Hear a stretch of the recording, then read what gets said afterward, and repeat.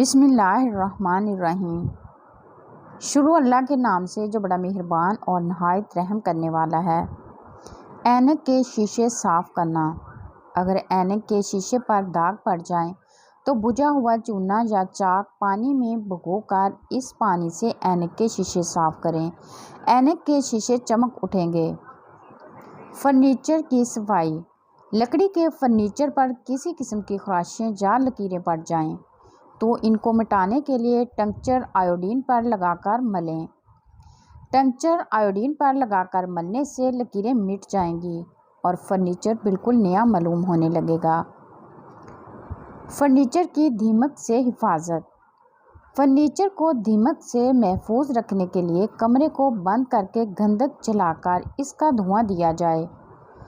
वहाँ जिस कदर कीड़े होंगे वो फ़ौरन ख़त्म हो जाएंगे।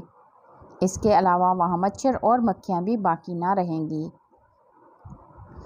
फर्नीचर की पॉलिश को साफ़ करना। पॉलिश किए हुए फर्नीचर को तिल के तेल के साथ साफ़ करना चाहिए और बाद में खुश्क कपड़े से अच्छी तरह रगड़ा जाए। इस तरीके से फर्नीचर चमकदार हो जाएगा। फार्मिका वाले फर्नीचर को चमकाना।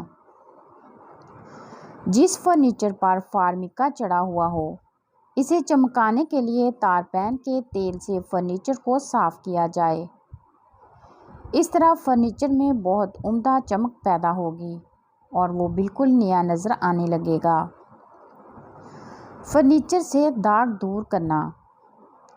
फर्नीचर पर पानी गिरने से सफ़ेद रंग के धब्बे बन गए हों, तो इन्हें दूर करने के लिए धब्बों पर वैक्सीन आहिस्ता आहिस्ता मलें।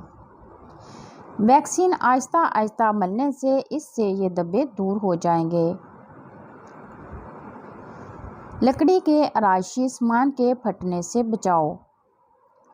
लकड़ी के इस्तेमाल किए हुए फर्नीचर को या अगर इस्तेमाल ना किया हो तो इस पर जैतून का तेल लगाया जाए तो वो फटने से महफूज रहेगा।